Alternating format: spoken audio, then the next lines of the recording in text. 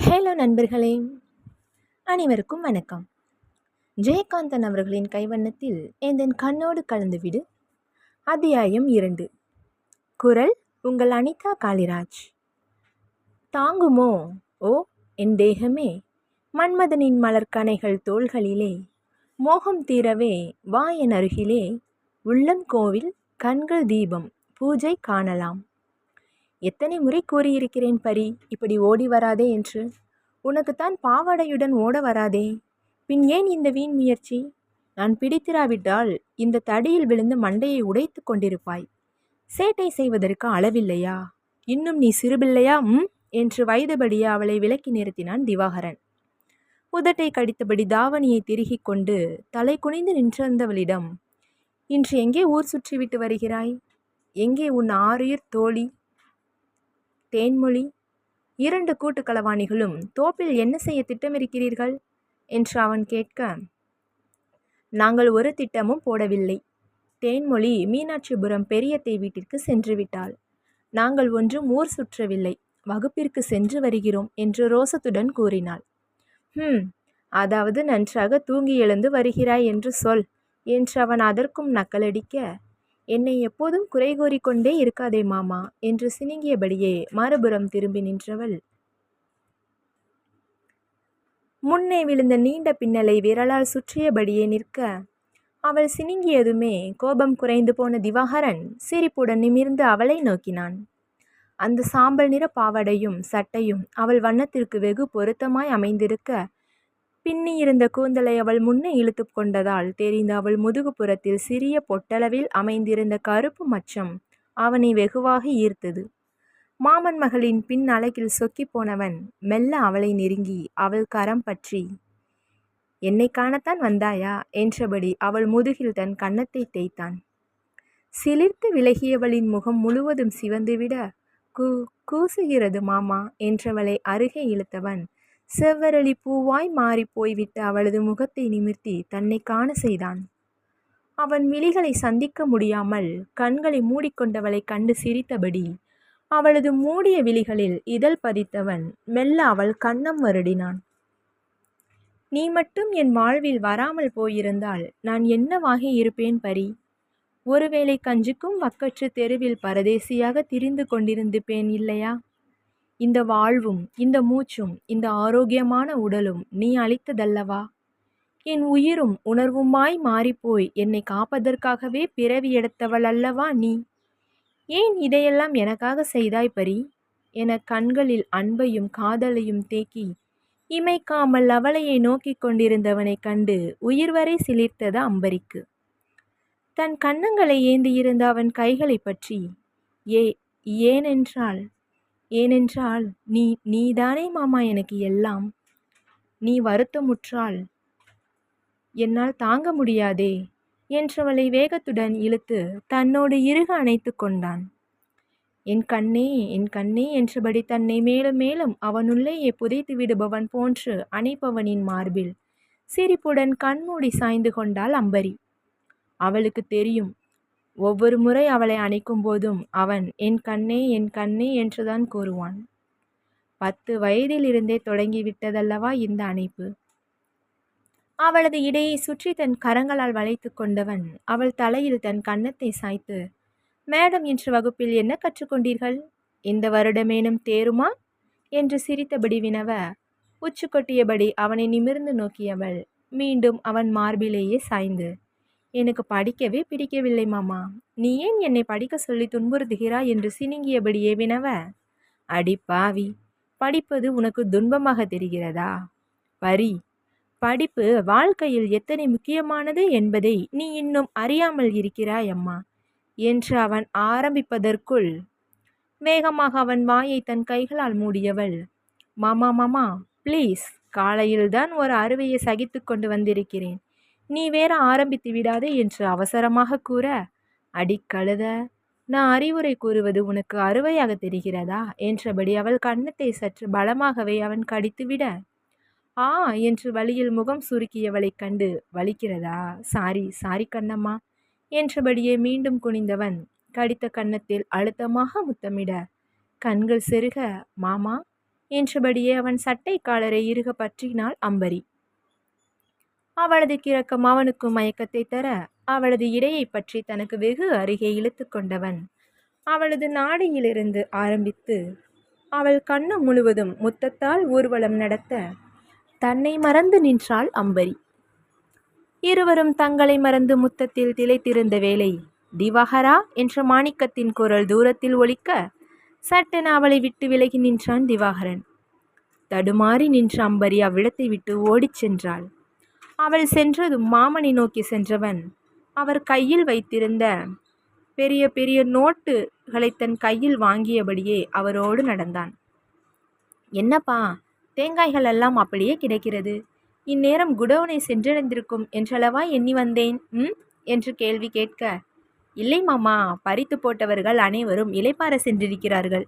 மதிய உணவிற்கு பின் எடுத்துக்கொள்ளலாம் என்று நான் தான் அனுப்பி வைத்தேன் என்று அவன் அமைதியான குரலில் கூறினான். வேலையை முடித்துவிட்டு சொல்ல வேண்டியதுதானே. நீ அனைத்தையும் பார்த்து கொள்வாய் என்றுதானே தம்பி நான் வீட்டில் நிம்மதியாக இருப்பதே.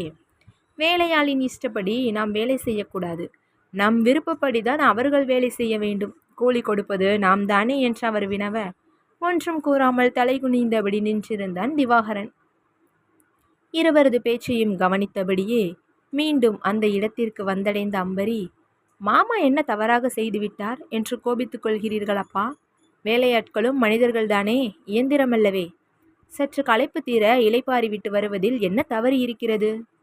1 மணி நேரம் தாமதமாக காய்கள் குடோனை போய் சேருவதால் என்னப்பா நஷ்டம் ஏற்பட்டு விடப் போகிறது?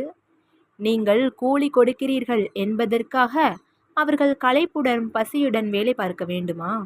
மனிதாபிமானம் இல்லாமல் பேசாதீர்கள் அப்பா என்று அவ்வளவு நேரமாக நாம் கண்ட சிறுபிள்ளை தோற்றமில்லாது முகத்தில் தீவிரத்துடன் தந்தையை எதிர்த்து பேசியபடி நின்றிருந்தாள் அம்பரி. கண்ணு, நீ இங்கே இருக்கிறாய்? அம்மா நீ இன்னும் வகுப்பிலிருந்து திரும்பி வரவில்லை என்று பீதியுடன் காத்து கொண்டிருக்கிறாள். மதிய சாப்பாட்டிற்கும் நேரமாகிவிட்டதே. செல் கண்மணி.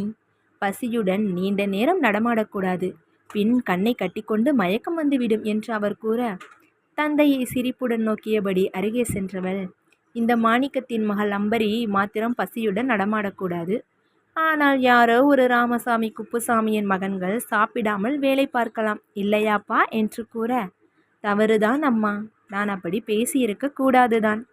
நேரத்திற்கு வேலை நடக்கவில்லையே என்கிற கோபத்தில் பேசிவிட்டேன், மன்னித்து விடு. உன் மாமனையும் என்னை மன்னிக்கச் சொல் என்றவரை என் செல்ல அப்பா என்று அவரது இரு பக்க மீசையையும் பிடித்து இழுத்து கொஞ்சியவள், சரி, நான் வீட்டிற்கு சாப்பிட செல்கிறேன். நீங்கள் சாப்பிட்டாயிற்றாப்பா என்று வினவினாள். அவர் ஆயிற்று என்றதும், சரிப்பா, நான் வருகிறேன் என்றவள் திவாகரனிடம், வா மாமா, சாப்பிடச் செல்லலாம் என்று கூறினாள். வேலை முடியாமல் எப்படி செல்வது என்று சிந்தித்தவன், நீ செல் பரி, நான் பிறகு வருகிறேன் என்று கூற, பிறகா? எப்போது மாமா? இவ்வளவு நேரம் அப்பாவும் நானும் பேசியதை கேட்கவில்லையா? இந்த ஒரு சான் வயிற்றுக்காகத்தான் நாம் மாடாக உழைப்பதே. அப்பாதான் வந்து விட்டாரே, அவர் காய்களை குடோனுக்கு ஏற்றி விடுவார். நீ வா, நாம் சாப்பிட்டு வரலாம் என்று அவனை அழைத்துவிட்டு முன்னே நடந்தாள். தயங்கியபடியே மாமனின் முகம் நோக்கியவனிடம், போடா, இங்கு நீ நிற்பது தெரிந்தால் இன்னும் 10 பக்கத்திற்கு பேசுவாள், நட நட என்று அவர் விரட்ட தலையை கோதியபடி நின்றவன், நீ 4 மணி வாக்கில் நேராக குடோனுக்கே வந்துவிடு என்றவரிடம் தலையாட்டிவிட்டு அம்பரியை நோக்கி ஓடினான். தோப்பை கடந்து வெளியே வந்ததும், ஏய் வாயாடி நில் என்று அவள் கைப்பற்றி நிறுத்தியவன் அவளிடமிருந்து சைக்கிளை வாங்கி கொண்டு, மாமாவை எதிர்த்து பேசாதே என்கிறேனே பரி என்று மெல்ல ஆரம்பிக்க வெடுக்கென அவர் புறம் திரும்பியவள், நான் என்ன தவறாக பேசிவிட்டேன்? வேலை செய்பவர்கள் பாவம் தானே, ஒரு மனிதாபிமானம் வேண்டாம் என்று மறுபுறம் பார்த்தபடி கூறிக்கொண்டே நடந்தவளை கைப்பற்றி நிறுத்தினான். நீ அதற்காக மட்டும் அவரை எதிர்த்து பேசினாய் என்று வினவ, அப்போதும் அவன் புறம் திரும்பாது நின்றவளின் முகம் பற்றி திருப்பியவன், சொல் பரி என்று மீண்டும் வினவினான். அவன் முகத்தை காணாமல் இரு திசைகளிலும் தன் பார்வையை அலைய விட்டவள், அப்பா பேசியது உன்னை கஷ்டப்படுத்தி விட்டதோ என்று தோன்றியது எனக்கு. அதுபோக நீ நீ எந்த தவறும் செய்யவில்லை அல்லவா மாமா, அதனால்தான் என்று குரல் கம்ம கூறினாள். பதில் கூறாமல் அவளது தோளை இறுக பற்றியபடி நடந்தான் அவன். ஏனோ அவனது அமைதி அவளை ஏதோ செய்ய குரலில் உற்சாகத்தை வரவழைத்து கொண்டு, மாமா, என்னை சைக்கிளில் ஏற்றி செல், நான் முன்னே அமர்ந்து கொள்கிறேன், நீ ஓட்டு என்றபடி அவன் கையை விலக்கி ஏறி அமர்ந்தாள். பரி, அத்தை மட்டும் நாம் இருவரும் சேர்ந்து வருவதைக் கண்டால் 8 ஊருக்கு கேட்கும் அளவிற்கு கத்தி கூப்பாடு போட்டு விடுவார்கள். நீ எதற்கும் 4 அடி தள்ளியே நட என்று அவன் கூற, வீட்டின் அருகே சென்றதும், நான் இறங்கிக் கொள்கிறேன், வா மாமா என்று கெஞ்சி அவனோடு சைக்கிளில் ஏறிக்கொண்டாள். இந்த பயணம் இப்படியே நீளக்கூடாதா என்று ஏங்கியவள் வீட்டிற்கு சற்று தொலைவிலேயே வண்டியிலிருந்து இறங்கிக் கொண்டாள். பையை எடுத்து போ பரி, நான் அம்மத்தாவிற்கு வெற்றிலை வாங்கி கொண்டு வருகிறேன் என்றவன் சைக்கிளை திருப்பிக் கொண்டு சென்று விட்டான். வெற்றிலை வாங்கி கொண்டு வீடு திரும்புகையில் திண்ணையில் வள்ளியம்மையுடன் சண்டையில் ஈடுபட்டிருந்தாள் அம்பரி. கிழவி, உன்னை உயிரோடு விடமாட்டேன் பார் என்றவள் அவரது காது தண்டட்டியையும் பிடித்து இழுக்க, ஐயோ ஆத்தா, வலிக்குதே, விடுடி ராங்கி, விடுடி என்றவர் சத்தமிடுவதைக் கண்டு பதறி அருகே ஓடி வந்தான். பரி, விடு, சொல்கிறேன் அல்லவா, கையை எடுடி என்று அவளை பிடித்து தன்புறம் இழுத்து கொண்டவன் உஃப் என மூச்சை வெளியிட்டு, ஏய், என்னடி பழக்கம் இது, வாய் சண்டையை விட்டுவிட்டு கைகலப்பில் இறங்கிவிட்டாய் என்று அவளை நோக்கி சத்தமிட்டான் திவாகரன். கையை விடு மாமா, உனக்கு இந்த கிழவியை பற்றி ஒன்றும் தெரியாது. ஏய் கிழவி, இன்று மாமா வந்ததால் நீ தப்பித்தாய். என்றாவது ஒரு நாள் உன் தண்டட்டியில் ஊஞ்சலாடாமல் விடமாட்டேன் நான் என்று அவள் கருவ சிரிப்பு பொத்து கொண்டு வந்தது திவாகருக்கு. அம்மத்தா, வெத்தலை என்று அவரிடம் நீட்டியவன் அவர் அருகிலேயே அமர்ந்து, இன்று உங்கள் இருவருக்கும் என்ன பிரச்சனை என்று விசாரித்தான். அம்பரி ஆரம்பிக்கும் முன் குறுக்கே புகுந்த வள்ளியம்மை, அதை நான் சொல்கிறேன் என்று தொடங்கி, ராசா, பள்ளிக்கூடத்துக்கு புஸ்தகமே எடுத்துக்காம போனவளை இந்த வீட்டில் தாயா நான் பார்க்குறேன். உன் அத்தமவ இந்த எடுபட்டவ நல்லா படிக்கணும்னு நீ தலையா அடிச்சுக்கிற. இந்த கிறுக்கி சினிமாவுக்கு போகிறவ மாதிரி வெறுங்கையை வீசிக்கிட்டு பள்ளிக்கூடத்துக்கு கிளம்புறா. இந்த கழுதையெல்லாம் 10 பாத்திரம் கழுவிக்கிட்டு வீட்டில் கிடக்கத்தான் லாய்க்கு. இந்த சிறுக்கிக்காக காத்துக்கிட்டு இருக்காம நீ நல்லா படிச்ச பிள்ளையா பார்த்து கட்டிக்க கண்ணு என்றவர் தன் பேரனை கொஞ்ச, ஏய் கிழவி, நீ செத்த என்று கடுங்கோபத்துடன் பாய்ந்தவளை கஷ்டப்பட்டு தடுத்து நிறுத்தியவன், ஐயோ அம்மத்தா, நீயும் அவளுக்கு சரியா வாயை கொடுத்து வாங்கி கட்டி கொள்கிறாயே, சும்மாதான் இரேன் என்று சிரித்தபடியே கூறியவனிடம், அவ கிடக்கிறா கழுத, நீ சாப்பிட்டியா ராசா என்று பாசமாக விசாரித்தவரிடம், சாப்பிடத்தான் வந்தேன் அம்மத்தா, நீ சாப்பிட்டாயா என்று கேட்டுவிட்டு உள்ளே சென்றான். கிழவி, நீ வெத்தலை இடிக்கும்போது ஒரு கைப்பிடி சுண்ணாம்பை கொட்டுறேன் பாரு என்று கர்ஜித்தவள் விசுக்கென்று திரும்பிக் கொண்டு உள்ளே சென்றாள். முற்றத்தில் கை கால் கழுவிவிட்டு படியேறி வந்தவன் தொலைக்காட்சி பெட்டியில் பார்வையை பதித்தபடி தலையணையில் சொகுசாக சாய்ந்திருந்த அத்தையை கண்டு தயங்கி ஒதுங்கிச் சென்றான். ஓரக்கண்ணால் அவனை நோக்கியபடி படுத்திருந்த அன்னையை கண்டுகொள்ளாது அவன் அருகே வந்தவள் வா மாமா என்று அழைத்து கொண்டு சென்றாள். வாழை இலையை விரித்து சாதம் கூட்டு கரியன அவள் முகமலர்ச்சியுடன் பரிமாறத் துவங்க இலையில்லாத அவன் பார்வை அவள் மீதே நிலைத்திருந்தது. என்ற செருமல் சத்தத்தில் சட்டென விழித்தவன் அத்தையின் புறம் பார்வையை திருப்பினான். அடுத்தவனுக்கு பரிமாறியது போதும் ஒண்ட வந்தவன் முதலில் தின்பதா, இந்த வீட்டுக்கு சொந்தக்காரி முதலில் தின்பதா, நீ முதலில் சாப்பிடும் வழியை பார் என்று கடுமையான குரலில் அவள் குரல் மகளை நோக்கி ஒலிக்க, வேடுக்கென திரும்பியவள், மாமா சாப்பிடுவதற்கு முன்பு நான் என்று சாப்பிட்டிருக்கிறேன், என் வயிற்றை நிரப்பிக்கொள்ள எனக்கு தெரியும், நீ டிவியை பார் என்று கூறிவிட்டு திவாகரனிடம் சாப்பிடுமாறு சைகை செய்தாள். கோபத்திலும் இயலாமையிலும் முகம் சிவக்க தலை குனிந்தவன் சாப்பாட்டை அளந்த வண்ணம் அமர்ந்திருக்க தவிப்புடன் அவன் முகம் நோக்கியவள் பின், அம்மா, மாட்டுக்கு தீவனம் போட வேண்டும் என்றாயே, தவிடு புண்ணாக்கெல்லாம் வந்து இறங்கிவிட்டது, நீ சென்று தீவனத்தை கலக்கு போ, நான் சாப்பிட்டு விட்டு வருகிறேன் என்று கூற சேலையை உதறியபடி எழுந்த சுப்புலட்சுமி இருவரையும் நோக்கிவிட்டு, அடங்காத கழுத, மாமன் என்று உயிரை விட்டு கொண்டு திரிகிறாள், எல்லாம் இவள் தந்தையை சொல்ல வேண்டும் என்று புலம்பியபடி கொல்லையை நோக்கி செல்ல நிம்மதியாக மூச்சு விட்டபடி திவாகரனின் அருகே சென்று அமர்ந்தாள். இறுகி போய் அமர்ந்திருந்தவனை தொட்டு சாப்பிடு மாமா என்று கூற சிவந்த விழிகளால் நிமிர்ந்து அவளை நோக்கினான் அவன். 15 வயதில் தாய் தந்தையற்ற அனாதையாக என்று இந்த வீட்டினுள் காலடி எடுத்து வைத்தானோ அன்றில் இருந்து பட்டு கொண்டிருக்கும் அவமானம்தான் இது. ஒரு நாள் ஒரு பொழுது கூட இந்த அத்தையம்மாள் அவனை நிம்மதியாக சோறு தின்ன அனுமதித்ததில்லை. கிடைக்கும் நேரங்களில் எல்லாம் அவனை அவமதித்து கூறு போடுவதுதான் அவளது பொழுதுபோக்கு. முதலில் சிறிது நாட்கள் மனைவியை சத்தமிட்டு அடக்கிக் கொண்டிருந்த மாணிக்கமும் அதன் பின்பு கண்டுகொள்ளாமல் விட்டுவிட இந்த அத்தையம்மாள் அவனது தன்மானத்தை கிளறிவிட்டு ஆனந்தப்பட்டு கொண்டிருந்தாள். இந்த வீட்டிற்கு வந்த புதிதில் அத்தையின் சுடு சொற்களை தாங்க இயலாது பல நாட்கள் சாப்பிடாமலேயே எழுந்து சென்று தன் அறைக்குள் முடங்கி இருக்கிறான் அவன். நாட்கள் செல்ல செல்ல அவன் ஆரோக்கியத்தை இழந்து எலும்பும் தோளுமாய் மாறிவிட்டதைக் கண்டு அந்த வீட்டில் 2 ஜீவன்கள் வருத்தமுற்றன. ஒன்று வள்ளியம்மை, இன்னொன்று 11 வயதே நிரம்பிய அம்பரி. மருமகள் அறியாமல் தான் சென்று கொண்டிருக்கும் உணவையும் அவன் தவிர்த்து விடுவதால் என்ன செய்வதென்று தெரியாமல் தவித்தார் வள்ளியம்மை. மாமன் படும் பாட்டை அந்த சிறிய வயதிலேயே புரிந்து கொண்ட அம்பரி ஒரு நாள் நேராக அன்னையிடம் சென்று, அம்மா, மாமாவிற்கு சாப்பாடு போடு என்றாள். மகளை வித்தியாசமாக நோக்கியவள், என்னடி அதட்டுகிறாய் என்று கையை ஓங்க, மாமா சாப்பிட்டால்தான் நான் சாப்பிடுவேன், இல்லை என்றால் பட்டினியாகத்தான் இருப்பேன் என்று மிரட்டினாள்.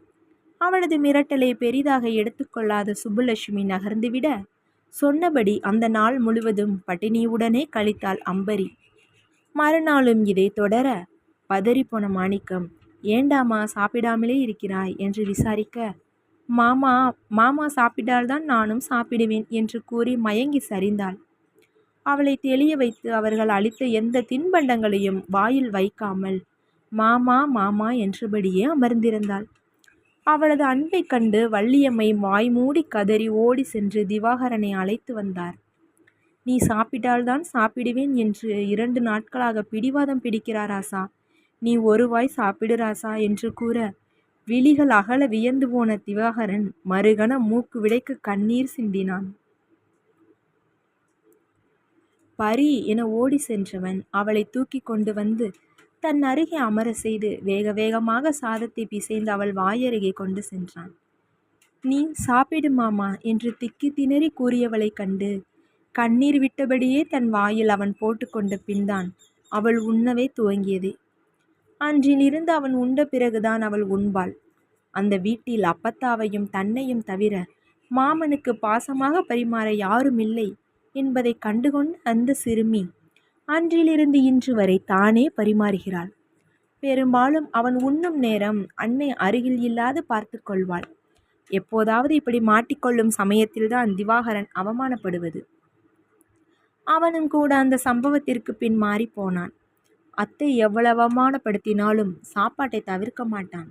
அவன் அறிவான், அவன் உண்ணவில்லை என்றால் அம்பரியும் அன்று முழுவதும் பட்டினியாக கிடப்பாள் என்று. மாமா என்று அம்பரி 3ஆம் முறையாக உலுக்கியதும் நினைவிற்கு வந்தவன் வேகமாக ஒரு வாயை விண்டுவிட்டு சோற்றை அள்ளி அவள் வாயில் திணித்தான். தன் இலையில் இருந்த ஒரு பாதி சோற்றை அவளுக்கு ஒதுக்கி, நீயும் சாப்பிடு கண்ணம்மா என்று கூற அவளும் ஆனந்தமாக உண்ணத் துவங்கினாள். இருவரும் ஒரே இலையில் உண்பதைக் கண்டு சிரித்தபடியே அருகே வந்து பரிமாறினார் வள்ளியம்மை. போது அப்பத்தா, அள்ளி அள்ளி வைக்காத, மாமாவிற்கு வை என்று அவள் தடுக்க, நல்லா சாப்பிட்டாதான் கண்ணு சத்து, எதையும் ஒதுக்காம சாப்பிடுதாயே, அப்பத்தா முள்ளெடுத்து தாரை கொடு என்று அருகே அமர்ந்து அவளை உண்ண வைத்து கொண்டிருந்த வள்ளியம்மையை கண்டு சிரிப்பு வந்தது அவனுக்கு.